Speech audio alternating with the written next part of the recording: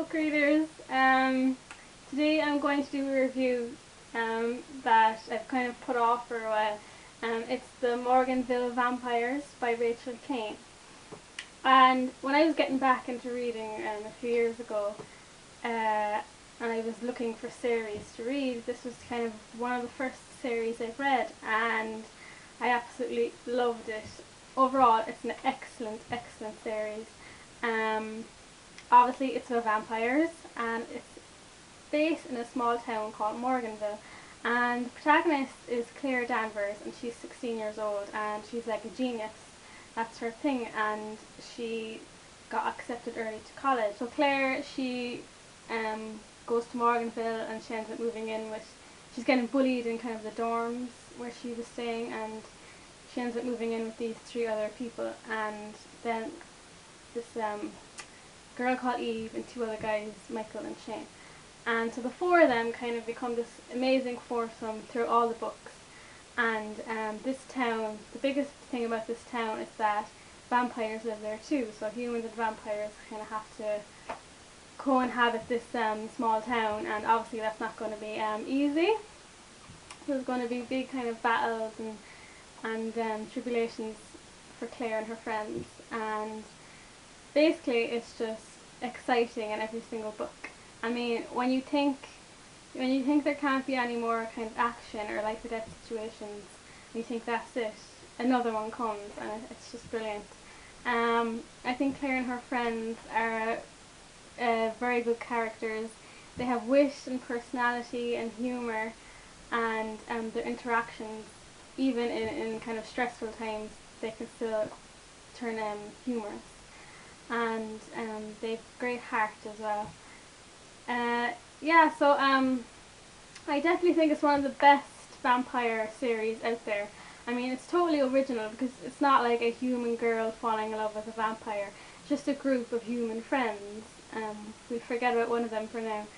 And this is probably weird to say, but I think their responses and their reactions are quite realistic. Like, if I was living in this town, or if I knew people living in this town, the way they react to things seems quite real, and it's just an enjoyable read, and you can really relate to the characters. And obviously Claire has a love interest, and it's one of the best love interests I feel, because it's just so gradual and so real. Yeah, so this series has practically all elements of books I like. It's fast paced, good romance, it's not cheesy, good writing, easy to read, exciting, good protagonist. It's just great overall. I read it when the first 6 books were out, so I had the 6 books to read, and I read them all in the space of like 3 or 4 days, and I absolutely loved them. The 7th book was equally good, it was great, and the 8, 9 and 10, okay, so the 10th book was just released, called Fight Club. I have to admit though that books 8, 9 and 10 aren't as great as the first 7. I mean, they're still good books, they're a lot better than half the teen kind of books out there, but they lost some of their specialness or something. It's like the author kind of, like, they're still good stories and all, but it's just not as great for me. I can't really put my finger on why they're not as good. And I hear a rumour that they might be making a TV show of it, which I think would be it could be great if it was done well and really respected the stories of the books, because I don't think they could get enough into a movie. But if it was done badly, it could ruin the book, so I'm not sure what to think about it. Yeah, so that's basically my review on the Morganville Vampires. But overall, I love this series, and it's probably the best teen YA series out there, but any age can read it. Yes, that's basically it. That's my relatively spoiler-free review. Okay, so now I'm going to move on to another review, but just containing spoilers, basically, for people who have read it already. And if you don't want to know any details or spoilers, I suggest you press back up now. Okay, so Morganville Vampires. As I said, books 8, 9 and 10, I don't know why, but they're not as good as the first 7. And I was going to put book 7 as well into that kind of not as great category, But I realised once I cut out the jealous Claire mentality, of my opinion, I loved book 7, the whole story and the action and everything. And so yeah, that was the one negative in book 7, Claire's. I didn't like a jealous Claire and jealous of Shane. So, but forgetting that, book 7 is still great. So book 8, they left Morganville, and I don't know, it was just something about it. Kind of, I don't want to say it dragged a little bit, but it could have there could have been more danger, I suppose. Book 9, I thought it was a good story, the whole memory thing. Everyone in town forgot who they were, but it ended way too quickly, and I suppose I missed the Shane and Claire interactions when it was normal Shane. And book 10 I just read. I'm not sure what to think of it. In one way it was really good, like the whole Fight Club type thing, and Shane was going kind of really angry, and there was like the whole war with Bishop was back and Amelie, and so yeah, there was major things happening there, but I don't know, it wasn't exciting enough for me at times. I just wish there was more kind of life or death situations. And for the first time ever brought in a book, there was bits from Shane's point of view in the final book, book 10, and it was kind of like about 75% Claire, 25% Shane, about that. So it was nice to get Shane's point of view at the beginning, at first. I was like, oh wow, we get to see a bit of what he thinks. But after a while it was just the same thing, you know, him feeling angry, him feeling guilty for how he treated Claire and Michael, and then him being kind of intoxicated by Loriana being around. It was just kind of the same thing over and over. So yeah, I wasn't in love with Shane in this one, just because it wasn't like our old love with Shane. I know there was a big reason for that, but still.